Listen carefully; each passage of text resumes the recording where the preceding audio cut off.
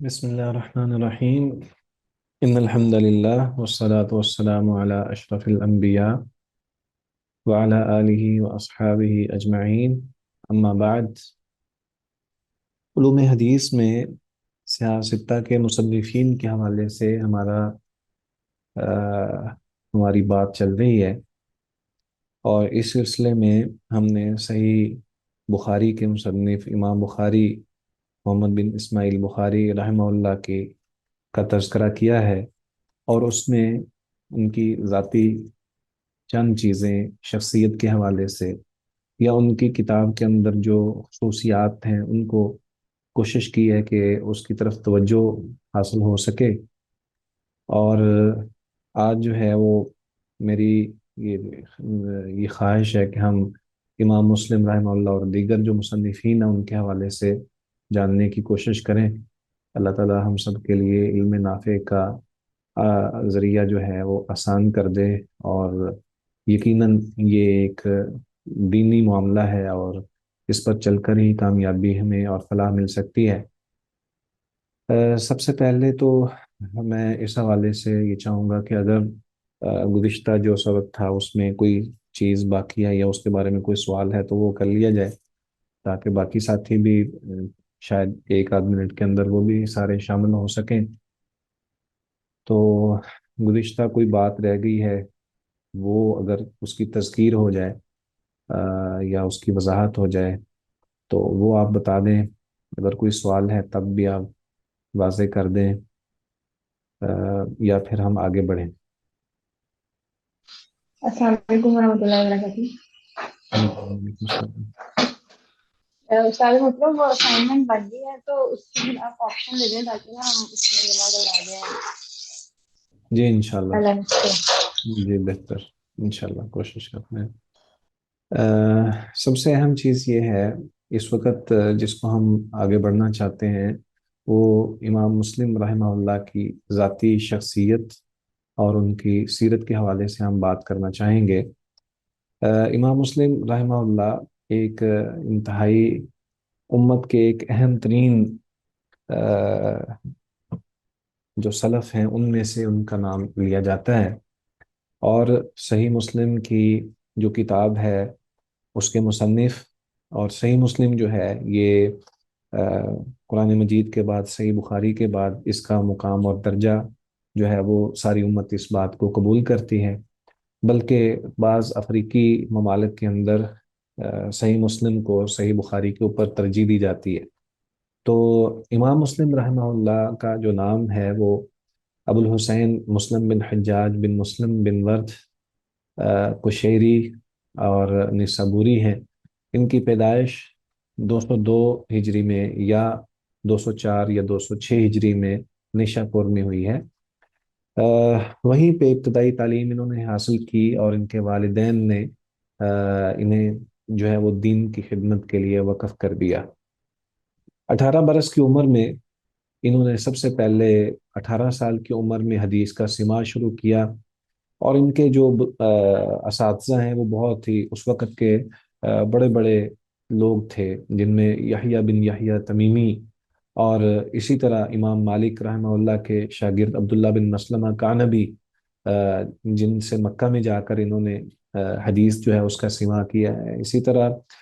دیگر کئی ایسے اساتذہ جن میں امام احمد بن حنبل ہیں، اور امام احمد بن منظر، اور امام اسحاق بن راہوے، اور اسی طرح دیگر کئی ایسے بڑے بڑے بزرگ جو ہیں، جیسے مصنف لکھنے والے کتاب ابو بکر بن ابی شیبہ، اور ابو زرع رازی، یحییٰ بن معین جیسے حفاظ جی جو ہیں وہ بھی ان کے اساتذہ میں شامل ہیں۔ تو 18 برس کی عمر میں انہوں نے حدیث کی کا سماع جو ہے وہ شروع کیا، اور پھر مسلسل اسی کام کے اوپر ہی گامزن رہے۔ ان کا کوئی خاص جو اپنا کاروبار تھا اس کے حوالے سے ان کا جو انحصار تھا وہ اپنی معاشی زندگی کا وہ جاگیر پر تھا، یعنی یہ اس سے پہلے جو ہیں ان کے والدین کی طرف سے ان کو کافی زمین جو ہے وہ مل چکی تھی، اس بنا پر انہوں نے کوئی مزدوری کرنا یا اس طرح کا کاروبار کرنے کی طرف توجہ نہیں دی، بلکہ اپنے آپ کو دین کے لیے وقف کر دیا۔ इमाम हाकिम रहमहुल्लाह इनकी औलाद के हवाले से और अ, इनके हुलिये के हवाले से बयान करते हैं कि उनके दादा इमाम हाकिम रहमहुल्लाह जिन्होंने मुस्तदरक लिखी है, उनके जो दादा हैं वो कहते हैं कि मैंने इमाम मुस्लिम रहमहुल्लाह की ज़ियारत की है। और उन एक अच्छे कद के मालिक थे, खूबसूरत सफ़ेद रंग था और दाढ़ी भी सफ़ेद थी। और ये उमामा पहना करते थे और उसका एक किनारा जो है वो दोनों कंधों के दरमियान पुष्ट पर लटका देते थे। तो इमाम मुस्लिम रहमहुल्लाह की बेटियां जो हैं वो कहते हैं कि मैंने देखी। बाद में इमाम हाकिम रहमहुल्लाह के वालिद ने इमाम मुस्लिम की औलाद को भी देखा। तो बहरहाल इमाम मुस्लिम रहमहुल्लाह के हवाले से ये आता है कि इमाम मुस्लिम बहुत ही ज़्यादा इल्म की जुस्तजू रखने वाले और फ़न हदीस पे दस्तरस रखने वाले और उलूम हदीस के ऊपर और दीगर जो उलूम हैं, हदीस के जितने भी उलूम हैं उन तमाम के ऊपर सही तौर पर दस्तरस रखने वाले और एक उम्मत के इंतहाई जो है वो अहम तरीन शख्स थे। तो इस हवाले से उनके बारे में ये कहा जाता है कि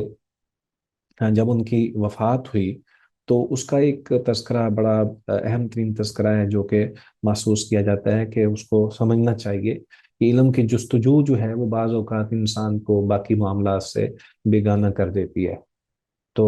अहमद बिन सलमा कहते हैं कि इमाम मुस्लिम रहमहुल्लाह इस्तिफ़ादे के लिए एक मजलिस में गए, तो वहाँ उनके सामने एक ऐसी रिवायत आई जो इन्हें मालूम नहीं थी। चुनांचे ये घर वापस आए और आते ही इन्होंने जब वक्त हो गया, देर हो गई, तो चिराग भी जलाया और घर वालों को कहा कि आप मेरे कमरे में ना आए। चुनांचे घर वालों ने कहा कि अच्छा ठीक है, घर के एक कोने में जहाँ आप बैठे हैं वहाँ पे खजूर का एक टोकरा है जो हदिया आया है। तो उन्होंने कहा अच्छा वो ले आओ। वो हदीस की तलाश में मुनहमिक हो गए और खजूरों का टोकरा साथ था। अब ये हदीस देखते रहे और उसको ढूंढते रहे और इसी अंदाज से खजूरें भी खाते रहे, यहाँ तक कि वो खजूरें जो है ना वो एक हद से तजावज़ कर गई और वो पूरे का पूरा टोकरा ही उन्होंने खाली कर दिया जब सुबह हो गई। तो अगरचे हदीस तो मिल गई, लेकिन ये उनकी वफात का सबब बन गया कि खजूरों की कसरत, खाने की कसरत की वजह से उनकी तबीयत बिगड़ गई और फिर ये वफात पा गए। और इनकी वफात जो है 261 हिजरी के अंदर हुई है और निशापुर में ही इनकी तदफीन हुई है। तो मकसद ये है कि इल्म की जुस्तजू और इस दीन के ऊपर, दीन के अंदर इन्हिमाक और जो गर्ज है, दीन की तड़प है और हदीस के लिए जो एक इंसान की जुस्तजू होती है उसके लिए इतना ज़्यादा इमाम मुस्लिम रहमहुल्लाह का ध्यान था कि बाकी चीज़ें जो हैं वो उनको इस चीज़ का एहसास ही नहीं हुआ कि क्या सूरत क्या है। इसके बावजूद इमाम मुस्लिम रहमहुल्लाह ने अपनी इस उम्र मुबारक में बहुत सारे काम किए हैं। चूंकि वो हदीस के आलिम थे और हाफिजुल हदीस थे, इस बिना पर इससे मुतल्लिका जितने भी उलूम थे हदीस के मुतल्लिका, ना सिर्फ ये कि उन्होंने खुद उसको समझा, पढ़ा, बल्कि उस पर किताबें भी लिखी। और बिलखुसूस जैसे रिजाल के ऊपर किताबें थी, उनमें किताब तबकात भी है और किताबुल अफराद भी है और इसी तरह किताबुल अकरान भी है और औलाद सहाबा के नाम से भी एक किताब है और इसी तरह मशाइख मालिक के ऊपर किताब है, मशाइख सौरी और मशाइख शोबा उसके ऊपर भी, और मुखर्रिमीन के हवाले से और तबकात ताबईन के हवाले से इस तरह की किताबें भी उन्होंने लिखी। जबकि उनकी जो अपनी किताब जो सबसे ज़्यादा मारूफ हुई है वो अल मुस्निद सहीह, जिसे हम सही बुखारी सही मुस्लिम के नाम से जानते हैं, ये एक मारूफ हदीस की किताब जो है वो इस वक्त हमारे सामने है। और बिलाशुबा इस हवाले से ये इमाम बुखारी की किताब के बाद मुमय्यज़ तरीन और खूबसूरत तरीन किताब है जिसके अंदर बहुत सारी हदीस को जमा कर दिया गया है। इसी तरह इमाम मुस्लिम रहमहुल्लाह ने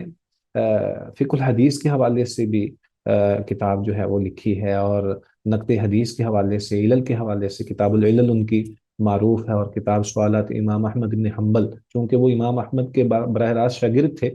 और इसी बिना पर उन्होंने इस पे भी किताब लिखी। और इसी तरह किताब अवामिल मुहद्दिसीन, اوہام المحدثین جو ہے، یہ محدثین کا جو وہم ہیں، بہت سارے ایسے آ جاتے ہیں جو کہ حدیث کو جو ہے وہ اس علل کے اندر شامل کر دیتے ہیں، یا ان کی صحت کو جو ہے اس کے اندر کمی واقع ہو جاتی ہے، تو اس کا بھی ذکر کیا ہے۔ امام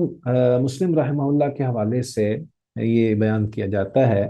کہ وہ اپنی اس کتاب کو دو حصوں میں تقسیم کرنا چاہتے تھے، جس میں ایک پہلا جو ان کا موقف تھا وہ یہ تھا کہ جو اس کا پہلا حصہ ہے اس کو طبقہ اولیٰ کے راویوں کو کی حدیثوں کو جو ہے وہ اس میں شامل کیا جائے، اور جو دوسرا حصہ ہے اس کو صحیح حدیث سے وہاں لائیں، لیکن وہ طبقہ ثانیہ کی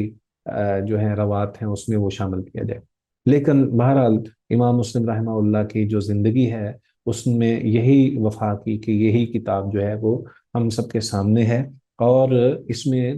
جو ہے وہ طبقہ اولیٰ کے روات جو ہیں وہ اس میں شامل ہیں۔ اس کتاب کے حوالے سے جو ہم بات کرتے ہیں کہ اس میں بہت سارے فوائد مذکور ہیں۔ جہاں پہ یہ حدیث کی کتاب ہے وہاں پہ اس کے اندر رجال اور علل اس کے حوالے سے بھی جو بہت ساری چیزیں جو ہیں وہ یہاں بیان کی جاتی ہیں، اور ایسی کتابیں یا ایسے فرامین نبی صلی اللہ علیہ وآلہ وسلم کے جو کہ اس کتاب کے اندر موجود ہیں، وہ بھی جن کو کچھ خصوصیات بھی شامل ہیں، جن میں جزا و سزا کا بیان ہے اور اس طرح کا دیگر معاملات جو ہیں اس کے اوپر بھی۔ امام مسلم رحمہ اللہ کی اس کتاب کی جو خصوصیت ہے، بہت ساری خصوصیات میں سے تین خصوصیات جو ہیں وہ بیان کرنی چاہیے، اور ان کا فائدہ ہم سب کو حاصل کرنا چاہیے۔ پہلی بات تو یہ کہ امام مسلم رحمہ اللہ نے ایک مقدمہ لکھا ہے جو کہ بہت ہی زبردست مقدمہ ہے، اور اس مقدمے کے اندر بہت ساری ایسی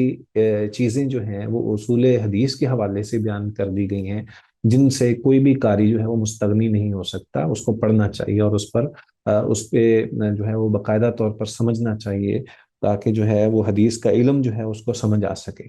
دوسری خصوصیت یہ ہے کہ امام مسلم رحمہ اللہ نے دیگر جو امام بخاری ہیں ان کے پیش رو، ان کے برعکس جب بھی ایک باب اگر مقرر کیا ہے، چونکہ ان کی کتاب الجامع ہے، مسند الجامع ہے، تو جمع یعنی ایسے ابواب سارے کے سارے مختلف احادیث، تو ان تمام موضوعات کو الگ الگ جو ہے وہ ابواب بنائے ہیں۔ امام بخاری رحمہ اللہ کا طریقہ کار تو یہ ہے کہ وہ ایک روایت کو متعدد مرتبہ ریپیٹ کر دیتے ہیں، جبکہ یہ جو امام مسلم رحمہ اللہ کی کتاب ہے، ایک باب بنایا، اس کے ذیل میں جتنی بھی روایات ہیں وہ ساری کی ساری جمع کر دی، تاکہ قاری کے لیے اگر اس نے ایک ہی جگہ پر ایک باب کے متعلق اگر کوئی حدیث دیکھنی ہے تو وہ پوری صحیح مسلم نہ بھی دیکھے، تو وہ ایک وہی باب دیکھ لے تو اس کے لیے وہی کافی شافی ہو جائے گا۔ دوسری اس کی خصوصیت یہ ہے کہ امام مسلم رحمہ اللہ نے جو روایت بیان کی ہے، ایک حدیث اگر بیان کی ہے، تو اس حدیث کی جو سند ہے وہ صرف ایک سند ہی مذکور نہیں ہے۔ امام مسلم کا جو اپنا دعویٰ ہے وہ یہ ہے کہ 3 لاکھ احادیث سے انہوں نے یہ کتاب جو ہے مرتب کی ہے، اور 3 لاکھ احادیث ان کو صحیح حدیثیں جو ہیں وہ یاد تھیں، تو ان سے انہوں نے یہ روایات جو ہیں جمع کی ہیں، اور ان کی تعداد اگر ہم اس کے مقرر احادیث کو ترک کر دیں تو یہ 3033 بنتی ہیں، اور اگر ان کو جو ان کی مقرر روایات ہیں ان کو بھی شامل کر دیں تو یہ تقریباً 7563 روایات جو ہیں یہ اس میں امام مسلم نے جمع کی ہیں۔ تو اس کے اندر جو خصوصیت ہے وہ یہ ہے کہ امام مسلم رحمہ اللہ نے ایک روایت ہے تو اس کی مختلف اسناد ان کو یاد ہیں، اور مختلف شیوخ سے وہ روایت موجود ہے، تو امام مسلم رحمہ اللہ نے یہ کیا ہے کہ اس سند کو بیان کر دیا ہے، پھر کہ کوئی اور سند ہے تو اس کا بھی ساتھ ہی ذکر کر دیا ہے، اور پھر اگر کوئی تیسرا شیخ موجود ہے اساتذہ میں سے تو اس کو بھی بیان کر دیا ہے کہ فلاں کا بھی یہ الفاظ جو ہیں یہ فلاں شیخ کے بھی ہیں۔ تو اس انداز سے یہ ثابت ہوتا ہے کہ ایک روایت کی توثیق ہمارے سامنے آ جاتی ہے کہ اس کو بیان کرنے والے فلاں فلاں سندوں کے ساتھ یہ شیوخ جو ہیں یہ موجود ہیں۔ तो इस अंदाज से जब हम देखते हैं तो इस किताब की जो इसका इफादा है वो दीगर किताबों में सबसे ज़्यादा ये बन जाता है कि असनाद इसमें बहुत सारी हमें मैसर हो जाती हैं। और फिर इससे इसका एक ये भी फ़ायदा है कि एक हदीस की तौसीक में मुतअद्दद जो शयूख हैं यानी असातिज़ा हैं, मुहद्दिसीन हैं, उनका तज़किरा इसमें शामिल हो जाता है। तो इमाम मुस्लिम रहमहुल्लाह की इस किताब के हवाले से बहुत ही ज़्यादा इसकी तौसीफ़ की जाती है। और इसको पढ़ने के हवाले से अगर समझा जाए तो बुखारी से तुल्लाबी इल्म के लिए बाज़ औक़ात ये ज़्यादा इसमें फ़ायदे मौजूद होते हैं। तो इसको जिन लोगों ने इसके हवाले से ये कहा है कि ये ज़्यादा इसकी अफादियत है इसलिए इसको पढ़ना है, उनमें इस बात का भी जिक्र मौजूद है कि इमाम मुस्लिम रहमहुल्लाह जो हैं उनका तरीक़ाकार ये है कि वो बाज़ औक़ात किसी हदीस की रिवायत को शवाहिद के तौर पर भी बयान कर देते हैं, यानी उनकी जो सनद है, शाहिद के तौर पर जो सनद है वो भी जिक्र कर देते हैं। और इसमें ये गौर नहीं करते कि वो रिवायत जो है वो हदसना से है या अखबरना है। लेकिन बाज़ औक़ात उसका जिक्र भी वाज़े कर दिया जाता है कि फ़लाँ शेख ने हदसना के ज़रिए ये सनद जो है वो बयान की है और फ़लाँ शेख ने इसको अखबरना के ज़रिए जो है वो बयान किया है। तो बहरहाल इमाम मुस्लिम रहमहुल्लाह की जो सही मुस्लिम है इसकी अफादियत उम्मत ने इसको इस अंदाज से लिया है कि सही बुखारी के बाद इसका मुकाम है। इसके शारहीन में से इसके शारहीन में से इमाम नववी रहमहुल्लाह का तज़किरा आता है। इमाम नववी रहमहुल्लाह बज़ाते खुद ये बात कहते हुए नज़र आते हैं कि इमाम मुस्लिम की इस किताब के ऊपर जो किताब है वो सही बुखारी है। सही बुखारी जो है ये सबसे ज़्यादा अजीम किताब है और उम्मत ने उसको कबूल किया है। और इसके इसके हवाले से कोई दूसरी राय नहीं है कि सही बुखारी जो है वो सबसे ज़्यादा अहमियत वाली है और उम्मत ने उसको ज़्यादा तरजीह दी है। जबकि इमाम नबवी खुद इस किताब के जो हैं वो शारे हैं, इस हदीस की इस किताब के शारे हैं। और इस हवाले से देखा जाए तो बाज़ वो लोग जो कि जो अफ्रीकी ममालिक कुछ अफ्रीकी ममालिक हैं शमाली अफ्रीका के, वो ये कहते हैं कि नहीं, असल में ये है कि जो किताब है सही वो सही मुस्लिम जो है इसको मुकद्दम रखा जाएगा सही बुखारी के ऊपर। तो बहरहाल ये एक मुख्तसर सा इमाम मुस्लिम रहमहुल्लाह और उसके उनकी किताब के हवाले से तज़किरा है। इसके बारे में अगर कोई सवाल वगैरह है तो आप पूछ सकते हैं। जज़ाकुमुल्लाह। उसके बाद जो दूसरी किताब है जिसे हम ये समझते हैं कि सही हिंद के बाद जिस किताब का तज़किरा किया जाता है वो सुन अबी दाऊद है। इमाम अबू दाऊद रहमहुल्लाह ने जो किताब मुरतब की है ये किताब बहुत ही अजीम शान किताब है। और इस हवाले से कि इसके अंदर भी इसको सुनन इसलिए इसका नाम दिया गया है कि इसके अंदर जो फहरिस्त है इसकी उसको अबवाब ऐसे अंदाज से मुरतब किए गए हैं जो कि फ़िकी अंदाज है। तो फ़िकी अंदाज से जो किताब मुरतब की गई है उसको सुनन कहा जाता है। तो इस एतबार से इमाम अबू दाऊद रहमहुल्लाह ने सुनन अबी दाऊद जो है वो लिखी है। मैं ये चाहूँगा कि सुनन अबी दाऊद के तारफ़ से पहले इमाम अबू दाऊद रहमहुल्लाह का तज़किरा हो जाए।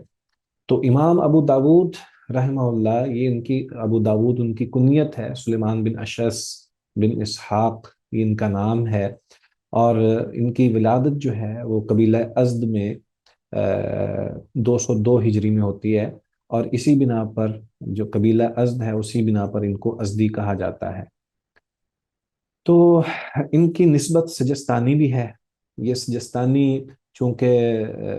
सिंध के साथ हरात के इलाके यानी कंधार अफ़गानिस्तान के साथ मुत्तसिल एक मुकाम है जहाँ इमाम अबू दाऊद रहमहुल्लाह की पैदाइश हुई है।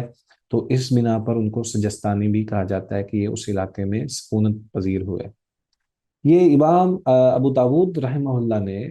मुख्तलिफ ममालिक का सफ़र किया इब्तदा में, और मुख्तलिफ इलाकों का सफ़र इस बिना पर किया ताकि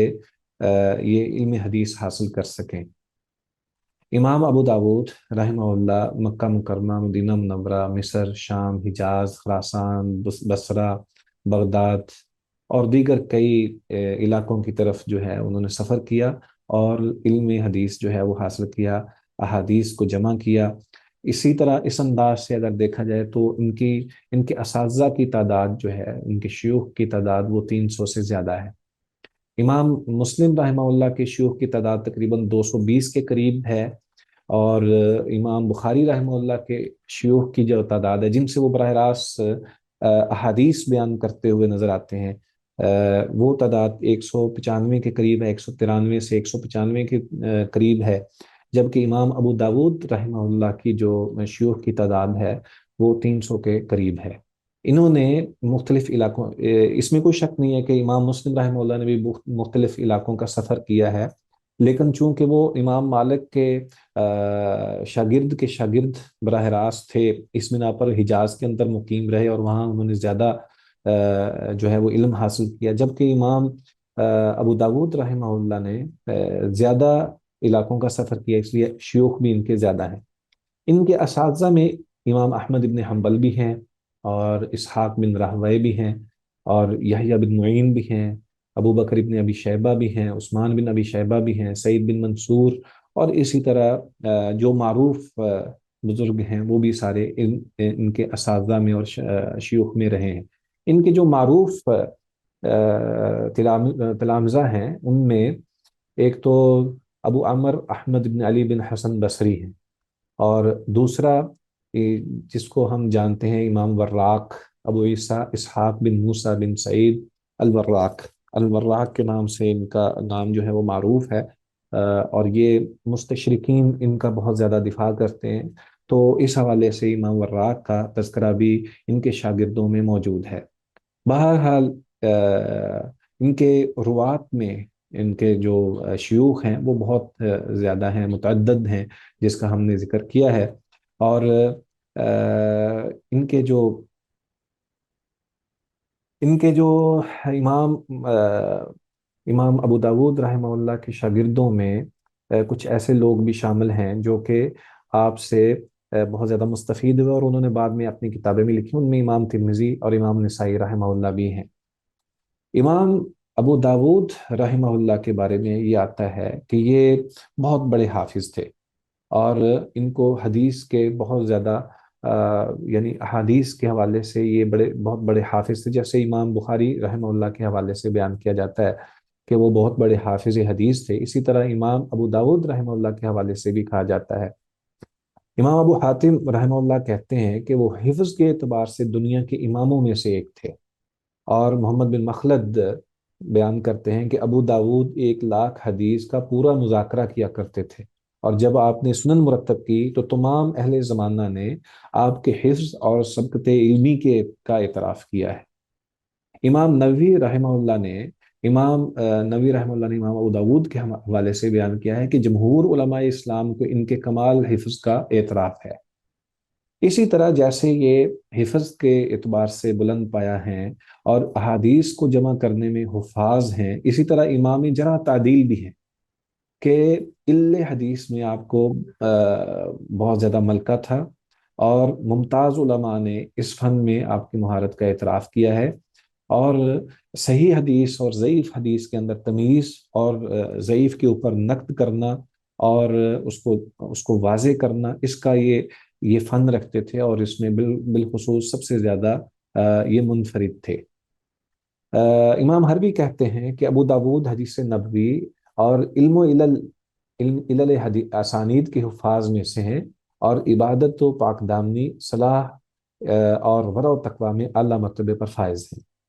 इसी तरह इमाम इब्न हिब्बान रहमतुल्लाह बयान करते हैं कि अबू दाऊद फ़िक़्ह, इल्म, हिफ़्ज़, इबादत, वरा तकवा और पुख्तगी व महारत के एतबार से दुनिया के इमामों में से एक इमाम थे, और आपने अहादीस की जमा तरतीब और तसनीफ़ व तालीम का काम किया और सुनन का दिफा किया। इसी तरह दीगर भी बहुत सारे मुतअद्दिद लोग हैं जिन्होंने इमाम अबू दाऊद रहमतुल्लाह के वरा तकवा اور ان کے حفظ اتقان اور ان کے علل کے بارے میں معرفت اور احادیث کی تفقہ کے حوالے سے ان کی جو کمال ہے اس کا ذکر کیا ہے اور اس کو جانا ہے، اور اس میں وہ کہتے ہیں کہ یہ امام کی حیثیت رکھتے تھے۔ اسی طرح فن حدیث کے اندر بھی ان کا جو مقام تھا وہ اپنے اعتبار سے وہ سب سے زیادہ ممیز ہے اور سب سے زیادہ تھا، جبکہ صرف یہی نہیں کہ حدیث کو یاد کیا اور جمع کیا اور لکھا اور سنن مرتب کر دی، بلکہ یہ فقہی ذوق اور فقہی بصیرت بھی رکھتے تھے، کہ جس طرح یہ حدیث میں امامت کا درجہ ان کو تھا، اسی طرح فقہ و اجتہاد میں بھی یہ نمایاں مقام رکھتے تھے۔ اور فقہ و اجتہاد میں امام بخاری کے بعد دوسرا درجہ ان کو دیا جاتا تھا، اور لکھا گیا ہے کہ امام بخاری کے بعد امام ابو داود کا مرتبہ سب سے بلند ہے، اور پھر اس کے بعد باقی جتنے بھی اصحاب ہیں ان کا تذکرہ ہے۔ اس حوالے سے یعنی فقہی بصیرت کے حوالے سے یہ اندازہ لگایا جا سکتا ہے کہ آپ نے اپنی کتاب السنن کو صرف احکام و مسائل کی جمع ترتیب تک ہی محدود رکھا ہے۔ اور امام ابو حاتم یہ کہتے ہیں کہ یہ فقہ کے امام ہیں۔ اسی طرح امام ابو اسحاق شرازی جو وہ کہتے ہیں کہ سیاستہ میں سے صرف امام ابو داود کو ہی طبقات فقہا میں شمار کیا ہے، اور یہ امتیاز آپ کو اس فقہی بصیرت اور فقہی ذوق کے مطابق ہی ملا ہے۔ اسی طرح ان کا جو فقہی مسلک تھا، مذہب تھا، یعنی کیا یہ امام احمد بن حنبل رحمہ اللہ کے شاگرد تھے، تلمیذ تھے، تو اس بنا پر یا پھر کسی اور مسلک کی طرف ان کا رجحان تھا، اس حوالے سے ابن حزم رحمہ اللہ کا ایک قول نقل کیا گیا ہے کہ بخاری و مسلم، ابو داود اور نسائی اس حوالے سے آتے ہیں، ان میں سے کسی نے بھی اپنے سے پہلے کے امام کے قول کی تقلید نہیں کی، بلکہ ہر ایک نے تقلید سے منع کیا اور اس پر انکار کیا ہے کہ تقلید نہیں کرنی، اور جو حدیث کے اندر ملا ہے یعنی سنت کو زیادہ ترجیح دینی ہے اور کسی ایک مسلک کی طرف داری نہیں کرنی۔ اسی بنا پر یعنی امام ابو داود رحمہ اللہ کے حوالے سے آتا ہے کہ اتباع سنت اور سنت کے سامنے تسلیم خم کرنے کے حوالے سے ان کے بارے میں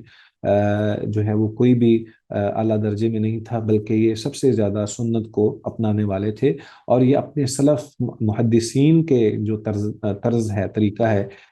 جو ائمہ محدثین کا جو طریقہ کار تھا، ائمہ اہل سنت کا طریقہ کار تھا اور اہل حدیث کا طریقہ کار تھا، اسی پر ہی قائم تھے۔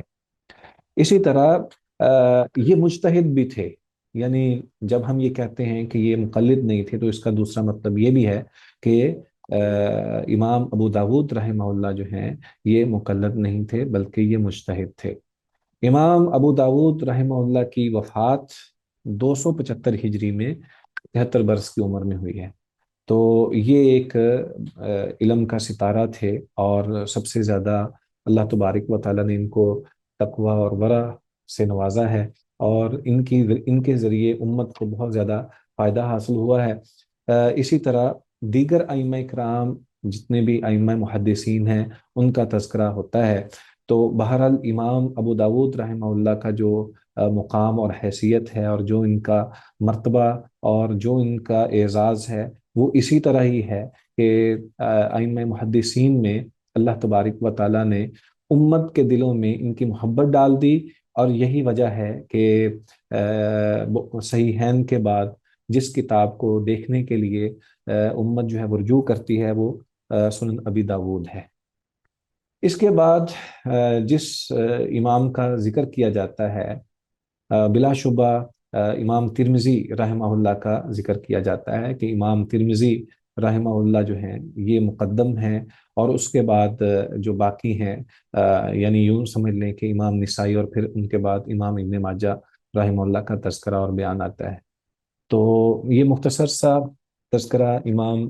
ابو داود کا مذکور ہوا، اور اس کے بعد امام ابو عیسیٰ، امام ترمذی، محمد بن عیسیٰ بن سورہ بن موسیٰ بن وحاق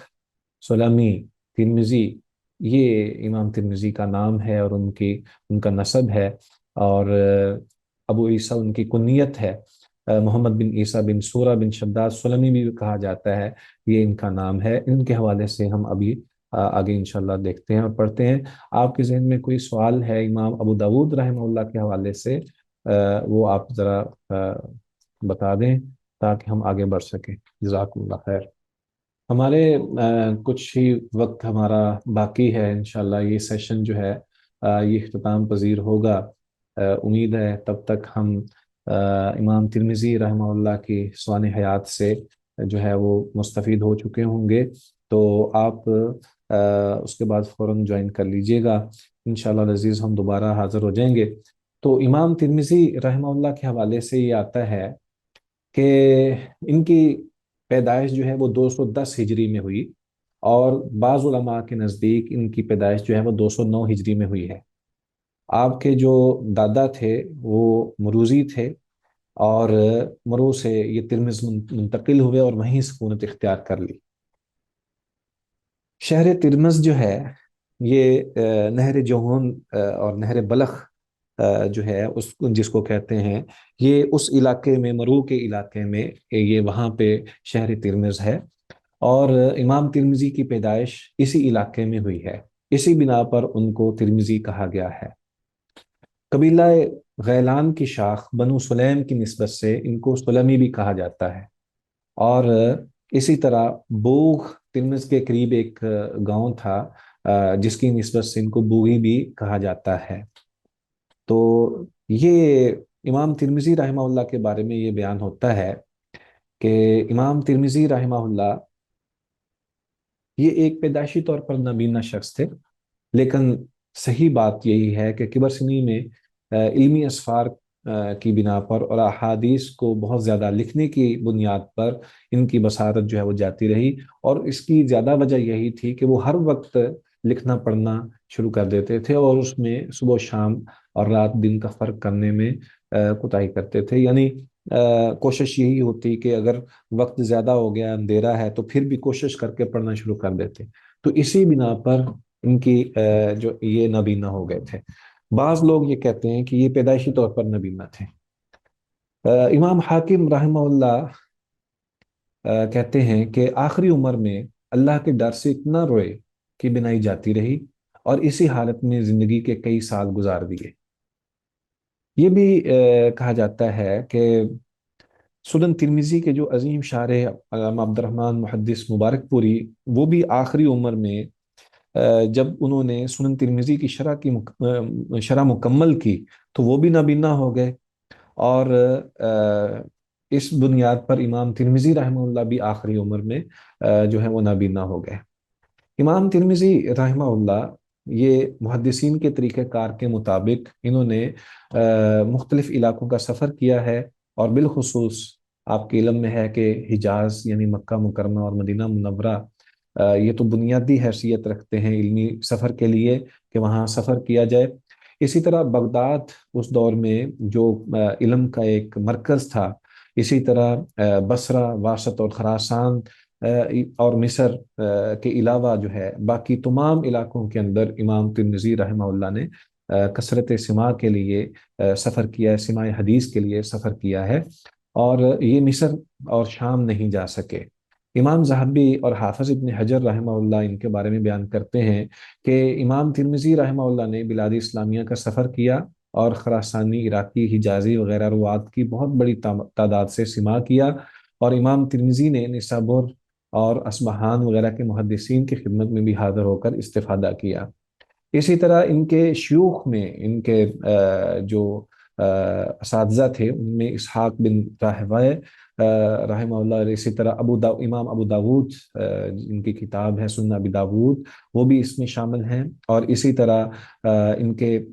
کے اساتذہ میں محمود بن غیلان اور محمد بن عبد الملک، قتیبہ بن سعید اور دیگر کئی بڑے بڑے علماء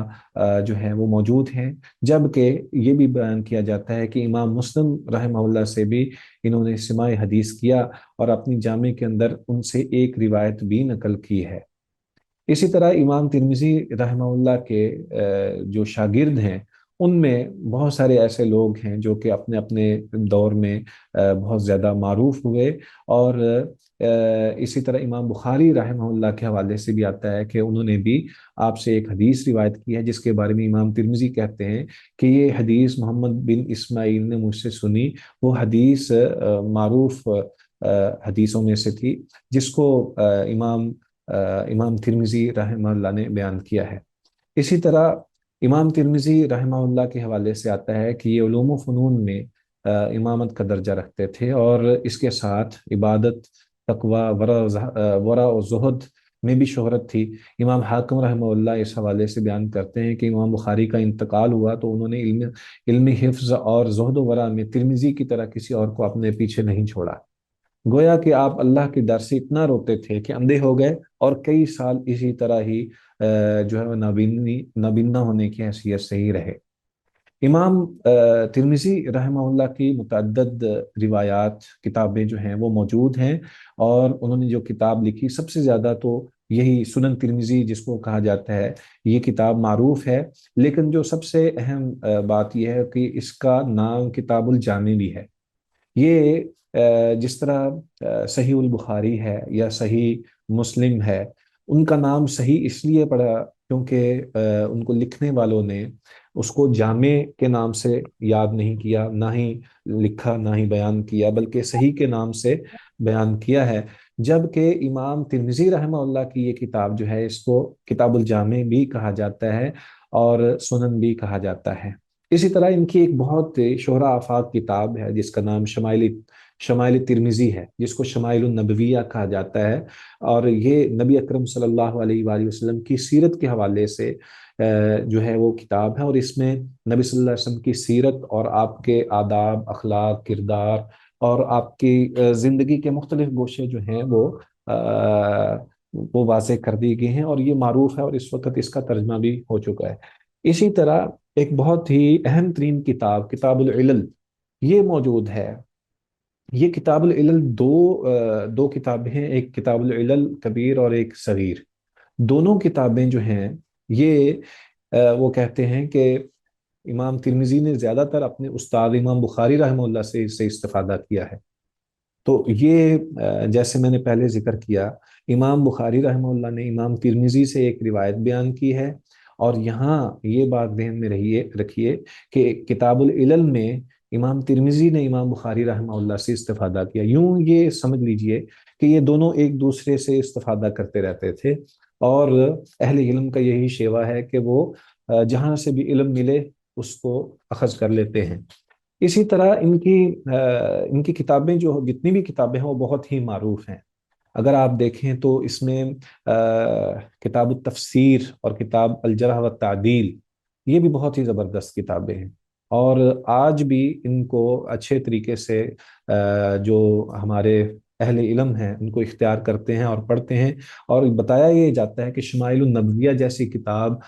उसके बाद भी नहीं लिखी गई और उससे पहले भी नहीं लिखी गई, कि नबी सल्लल्लाहु अलैहि वसल्लम के अखलाक, किरदार, आदाब, अतवार वो सारे के सारे उसके अंदर जमा किए गए हैं। इमाम तिरमिजी रहमतुल्लाह के हवाले से ये बयान किया जाता है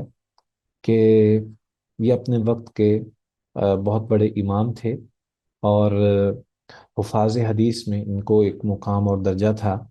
और इमाम बुखारी रहमतुल्लाह के हवाले से इमाम तिरमिजी कहते हैं कि मेरे उस्ताद इमाम बुखारी रहमतुल्लाह ने मुझसे कहा कि जितना तुमने मुझसे फ़ायदा हासिल किया, इतना फ़ायदा मैं तुमसे हासिल ना कर सका।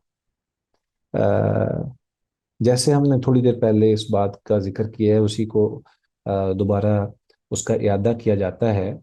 कि इमाम तिरमिजी रहमतुल्लाह से इमाम बुखारी रहमतुल्लाह ने ये बात कही कि जितना आपने मुझसे इस्तेफादा किया है, इमाम बुखारी कहते हैं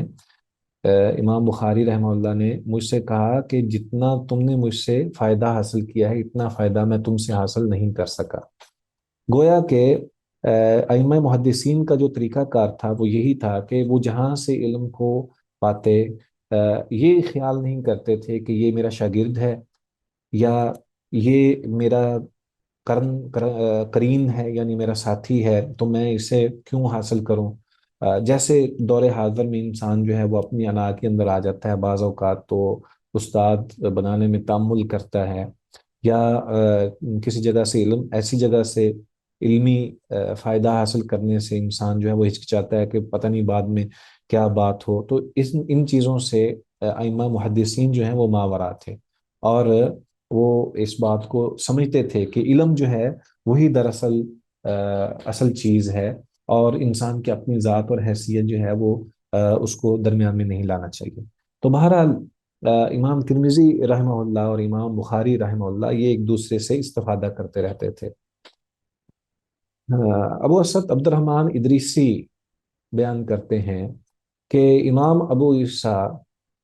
ترمذی رحمہ اللہ حفظ حدیث میں ضرب المثل تھے، اور وہ اپنے شیخ ابو بکر احمد بن محمد بن حارث مروزی سے روایت کرتے ہیں کہ انہوں نے احمد بن عبداللہ بن داود کو یہ کہتے ہوئے سنا کہ میں نے امام ترمذی کہتے ہوئے سنا تھا کہ ایک بار میں مکے کے راستے میں تھا اور میں نے ایک شیخ کی احادیث کے 2 جز لکھے، مجھے شیخ ملے تو میں نے آپ سے سوائے حدیث کا مطالبہ کر دیا،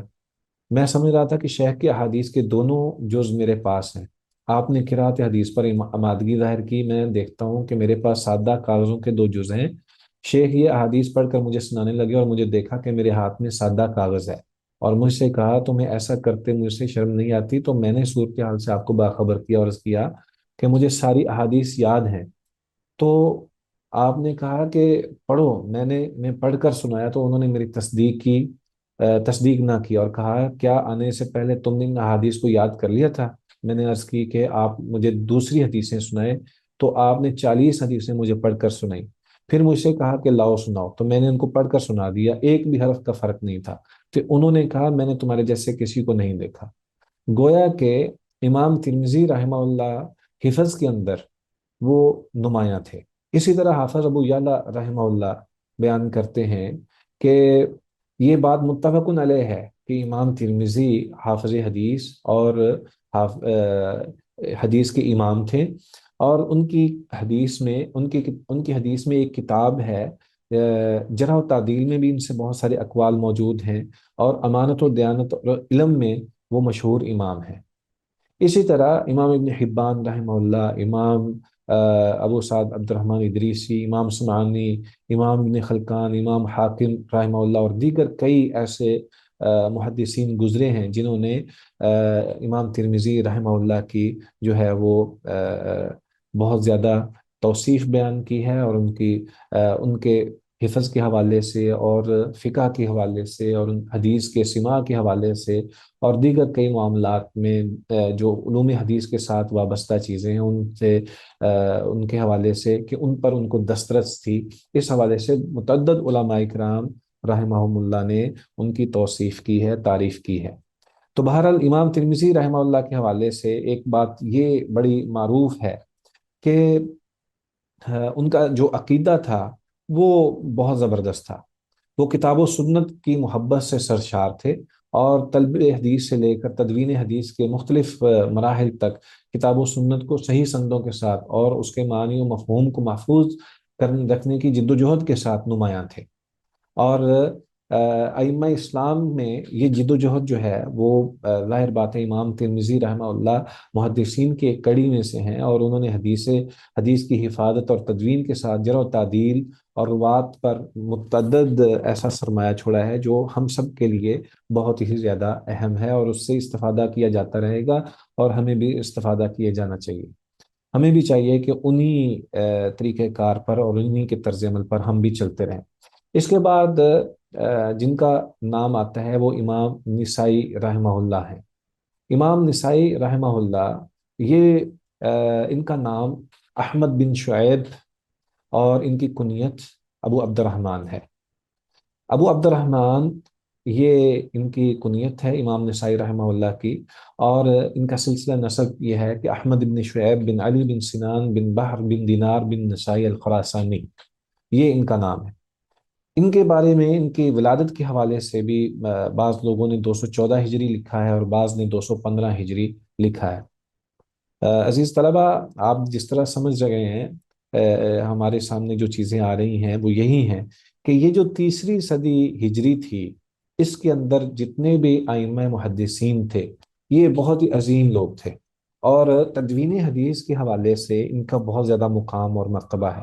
چونکہ ہمارے پاس وقت اب اسی انداز سے ہے کہ ہم اس کو مختصر اس کا جائزہ لیں، اور امام ابن ماجہ رحمہ اللہ کے حوالے سے انشاءاللہ پھر کبھی ذکر ہو جائے گا۔ لیکن میں جو بات یہاں واضح کر دینا چاہتا ہوں وہ یہ ہے کہ تدوین حدیث میں جو تیسری صدی ہجری ہے، یہ سب سے نمایاں ہے۔ اور مستشرقین جو ہیں وہ بعض اوقات یہ کہتے ہیں کہ تدوین حدیث جو ہے یہ تیسری صدی ہجری میں ہوئی ہے، اس لیے حدیث کی حفاظت جو ہے وہ صحیح طور پر نہیں ہوئی۔ جبکہ ہم نے جیسے پہلے پڑھا ہے کہ صحابہ اکرام رضوان اللہ علیہ مجمعین سے یہ بات ثابت شدہ ہے کہ وہ اپنے اپنے طور پر اس حدیث کو لکھا کرتے تھے، اور پھر اس کے بعد آنے والے جتنے بھی تابعین ہیں، تبع تابعین ہیں، ان تک یہ بات پہنچتی رہی، اور پھر یہ تیسری ہجری میں تدوین ہو گئی۔ تو مقصد یہ ہے کہ مستشرقین کا جو بار ہے وہ دراصل تدوین حدیث کو کتابت حدیث کے ساتھ منسلک کر دیتے ہیں۔ کتابت حدیث پہلے موجود تھی، اور یہ بتایا گیا ہے کہ باقاعدہ طور پر پہلے بتایا جاتا تھا کہ یہ تقریباً 40 کے قریب ایسے صحابہ تھے جو کتابت حدیث کا فریضہ سر انجام دیتے تھے، اور جدید تحقیق کے مطابق یہ 52 کے قریب صحابہ اکرام رضوان اللہ علیہ مجمعین ہیں جو کتابت حدیث کا فریضہ سر انجام دیتے رہے ہیں۔ تو مقصد یہ ہے کہ کتابت حدیث یہ شروع سے ہی تھی، اور اسی وجہ سے تو اس کو بعد میں جمع کیا جاتا رہا ہے۔ اور تدوین حدیث جو ہے وہ تیسری صدی ہجری میں ہوئی ہے، اور تدوین حدیث کا مطلب یہ ہے کہ جس کتاب میں ابواب بندی بھی ہو، یا اس کو باقاعدہ طور پر مرتب کیا گیا ہو، اور ابواب کے ذیل میں، یا اگر مسند ہے تو اس صحابی کے ذیل میں ساری احادیث کو جمع کیا جاتا رہا ہے۔ تو اس انداز سے جو تدوین ہے یہ تو تیسری صدی ہجری کا امتیاز ہے، اور یہ یقیناً یہ اس حوالے سے سب سے زیادہ جو علمی شہرت اور علمی مقام ملا ہے وہ انہی اس دور کے علماء کو ملا ہے۔ اور امت نے جن لوگوں کی باتوں کو قبول کیا ہے، اور جن لوگوں کے علم و فضل کو آگے لے کر چلے ہیں، اور جن کو بنیاد بنایا گیا، وہ یہی صدی ہے۔ تیسری صدی ہجری میں ہی لوگوں نے علم حدیث کو قبول کیا اس انداز سے کہ اس کو باقاعدہ مرتب کیا گیا، تدوین کی گئی، اور پھر آنے والی امت کے لیے اس کو چھوڑ دیا گیا۔ اس میں جو مستشرقین ہیں یا دیگر جو لوگ ہیں، اگر ہم نے مصنفین کا ذکر کیا، یہاں کتب ستہ کے مصنفین کا تذکرہ کیا ہے، تو اس کا مقصد کیا ہے؟ اس کا مقصد بنیادی طور پر یہ ہے کہ ہمیں کم از کم یہ جان لینا چاہیے کہ جیسے پہلے محدثین کا طریقہ کار یہ ہوتا تھا کہ وہ ہر راوی کے بارے میں چھان پھٹک کرتے تھے، اور ان کے بارے میں بہت زیادہ جستجو رکھتے تھے، وہ کب پیدا ہوئے، کب فوت ہوئے، ان کا حافظہ کیا تھا، وہ ثقہ تھے، ضعیف تھے، ان کی طرف سے جو چیزیں ہمیں ملی ہیں وہ اس میں کوئی علل تو نہیں ہے، کوئی روایت ایسی تو نہیں جو شاذ ہے، یا اس کے اندر مطلب یہ ہے کہ ہر ایک راوی کے حوالے سے جستجو کی جاتی، اور اس کی حالات زندگی کو جانا جاتا۔ ہمارے اوپر جو فرض ہے، جو دور حاضر کے اس امت کے اوپر جو فریضہ ہے، بنیادی فریضہ یہ ہے کہ انہوں نے تو جو کام کرنا تھا وہ کر لیا، اور وہ کر گزرے۔ ہمیں سب سے پہلے یہ کتب ستہ کے ساتھ، یہ تو ہمارے لیے جاننا فرض ہے کہ یہ وہ بزرگ ہیں جنہوں نے بہت زیادہ خدمت کی ہے حدیث کی، تو ہمیں تو ان کے حوالے سے بہت زیادہ جاننا چاہیے۔ لیکن ان کے ساتھ ساتھ وہ علماء محدثین جنہوں نے دیگر کتابیں لکھی ہیں، ان کے بارے میں بھی معلومات ہمیں ہونی چاہیے کہ وہ کس انداز سے انہوں نے زندگی گزاری ہے۔ جیسا کہ ہمیں پتہ چلتا ہے کہ امام ترمذی اور امام بخاری کا آپس میں جو تعلق تھا یہ کوئی معمولی تعلق نہیں تھا۔ اسی طرح امام بخاری کا، امام ترمذی کا، امام ابو داود کا جو امام احمد بن حنبل اور اسحاق بن راہویہ کے ساتھ تعلق تھا وہ کوئی معمولی تعلق نہیں تھا۔ یعنی استادی شاگردی کا یہ سلسلہ جو ہے یہ ایک بہت اہم ترین کڑی ہے احادیث کو جمع کرنے اور سمجھنے اور اس پر عمل کرنے کے اعتبار سے، اور اس کی صحت اور ذوق کے لیے کسی چیز کو واضح کرنے کے حوالے سے۔ इसी बिना पर मैं ये चाहूँगा कि ये कुतुब सित्ता तक ही हमें महदूद नहीं रहना चाहिए, हमें दीगर अइम्मा इकराम रहमहुमुल्लाह की हालात ज़िंदगी को भी जानना चाहिए। जैसे इमाम इब्न खुज़ैमा है, सही इब्न खुज़ैमा के हवाले से भी ये आता है कि बाज़ लोग उसको वो दर्जा और मुकाम देते हैं जो सही बुखारी का दर्जा है, यानी उन्होंने भी उस अंदाज से सही इब्न खुज़ैमा को अपने इब्न इमाम इब्न खुज़ैमा ने अपनी सही को इस अंदाज से जमा किया है, मुरतब किया है कि वो सारी की सारी जितनी भी अहादीस हैं उनके बारे में वही कड़ी शराइत रखी है। इसी तरह इमाम दारमी रहमहुल्लाह की जो किताब है सुनन दारमी है, इसी तरह दीगर कई किताबें हैं जिनको समझना पढ़ना और उनके बारे में जो उनके मुसन्निफीन हैं अइम्मा मुहद्दिसीन उनके बारे में जानना ये बहुत ही ज़्यादा ज़रूरी है। और एक आखिरी बात कि ये सारे के सारे अइम्मा जो थे इन्होंने हर एतबार से इल्म हासिल किया है। बाज़ औक़ात इन्होंने इल्म हासिल किया है बरह रास्त मिलकर, जैसे हमें पता चलता है कि इन्होंने सफ़र किए हैं, मुख्तलिफ इलाकों में सफ़र किए हैं। ये हिजाज भी गए हैं, शाम भी गए हैं, मिस्र भी गए हैं, खरासान भी गए हैं, ये वहाँ और वो यहाँ, और इस अंदाज से पूरे इस खित्ते के अंदर उलमाए मुहद्दिसीन जो हैं उन्होंने एक एक हदीस के लिए मेहनत की है।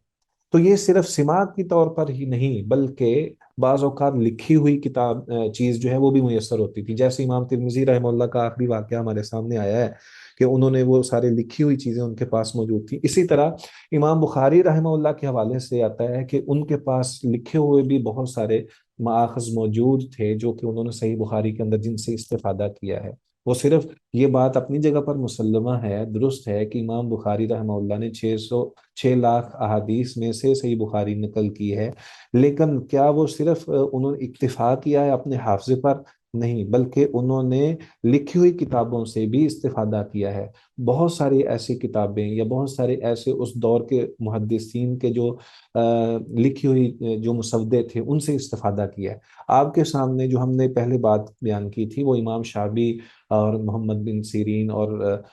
इमाम ज़ुहरी रहमहुल्लाह और दीगर जितने भी अइम्मा ने जिन्होंने इब्तिदा में अहादीस को जमा किया है, मुरतब किया, और फिर उसके बाद इमाम मालिक रहमहुल्लाह आते हैं और दीगर दीगर अइम्मा जो हैं वो आते हैं। तो इमाम बुखारी रहमहुल्लाह क्या सिर्फ याद दहानी से या सिर्फ हिफ्ज से ही सारी उन्होंने किताब मुरतब की है? नहीं, बल्कि उन्होंने दीगर मुहद्दिसीन की किताबों से भी इस्तिफादा किया है और उनकी जो जमा की गई अज्जा हैं, अहादीस के अज्जा हैं या जो मुरतब की गई हदीसें हैं वो सारी की सारी उनसे भी इस्तेफादा किया। तो हमें उन तमाम आइम्मा का हाल जानना चाहिए और इससे ही हमें पता चलेगा कि इनमें उस्ताद कौन सा है, शागिर्द कौन सा है। और इसी से जैसे हमने इमाम मुस्लिम रहमतुल्लाह के हवाले से ये पढ़ा है कि वो एक रिवायत की सनद की मुख्तलिफ जो शवाहिद हैं उनको भी साथ जिक्र कर देते हैं, लेकिन उसमें भी शर्त वही है कि वो सही होनी चाहिए। तो हमें ये सारी चीज़ें जो हैं ये अइम्मा इकराम के हालात ज़िंदगी से ही पता चलेंगी और हमें इससे ही फ़ायदा होगा। अल्लाह तबारक व तआला हमें भी उसी सफ़ में खड़ा करे जिन जिन सफ़ों में मुहद्दिसीन इकराम रहमहुमुल्लाह थे और उन्होंने हदीस की खिदमत की है। अल्लाह ताला इसकी तौफीक दे और हमें कोशिश करने के हवाले से सुस्ती का मुज़ाहरा नहीं करना चाहिए।